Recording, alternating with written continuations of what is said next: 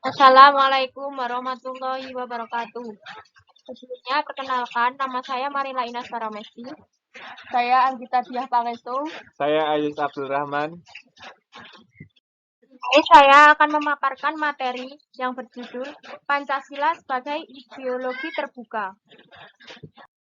Pancasila merupakan bentuk dari ideologi bangsa Indonesia yang terwujud dari pemikiran para tokoh yang berlandaskan nilai kebudayaan, adat, dan juga nilai yang berkembang dalam lingkungan kehidupan bangsa Indonesia.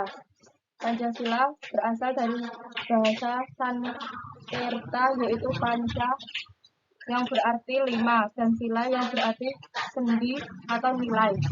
Jadi Pancasila adalah 5 sendi atau 5 nilai yang menjadi pedoman bangsa Indonesia. Saat ini zaman sudah semakin berkembang, kemajuan ilmu, teknologi, pengetahuan, dan sarana komunikasi semakin pesat. Tentunya hal ini berpengaruh pada pembangunan nasional bangsa ini.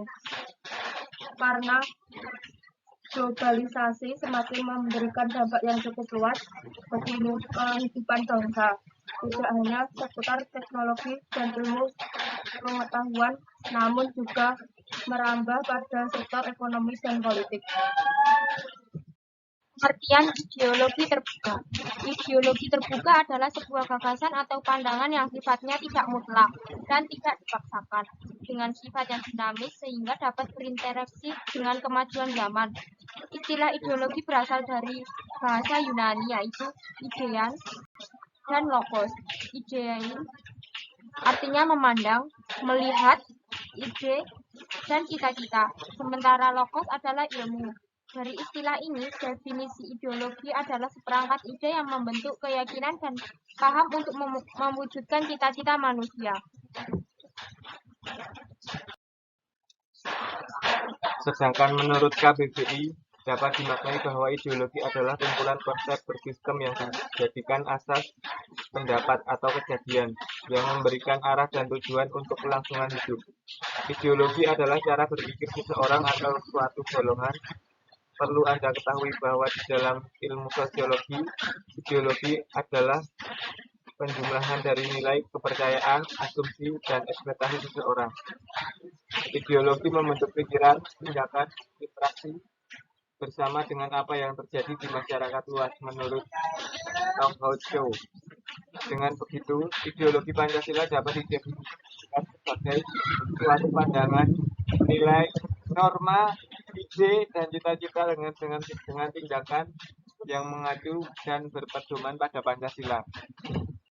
Berdasarkan buku pendidikan kewarganegaraan karya M. Abdul Karim, Pancasila harus terampil sebagai ideologi terbuka, karena terbukaan akan membawa bangsa ini beradaptasi dengan kemajuan zaman. Keterbukaan bukan berarti Indonesia akan berubah nilai-nilai yang terkandung di dalam Pancasila, yaitu nilai ketuhanan, nilai kemanusiaan, nilai persatuan, nilai keragaman, dan nilai keadilan, melainkan menciptakan pemikiran dan agar dapat memecahkan masalah yang berkembang dengan aspirasi masyarakat yang didukung teknologi dan ilmu pengetahuan yang semakin maju. Pancasila sebagai ideologi terbuka hadir dengan kemampuan untuk menyesuaikan dengan perkembangan zaman, ilmu pengetahuan, teknologi, dan perkembangan aspirasi masyarakat. Hal ini dikarenakan Pancasila sebagai ideologi terbuka bersifat aktual, dinamis, dan antisipatif. Meski Pancasila sebagai ideologi terbuka bersifat dinamis, namun hal itu tidak mengubah sedikitpun nilai-nilai dasar yang terkandung di dalamnya.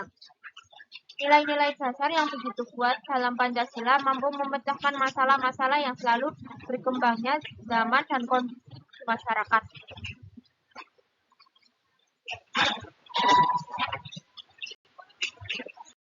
Beberapa nilai yang terkandung dalam Pancasila sebagai ideologi terbuka. Nilai dasar yang mencakup ketuhanan, kemanusiaan, persatuan, kerakyatan, dan keadilan. Kelima hal ini adalah pedoman fundamental yang sifatnya universal, mengandung cita-cita negara dan tujuan yang baik dan benar.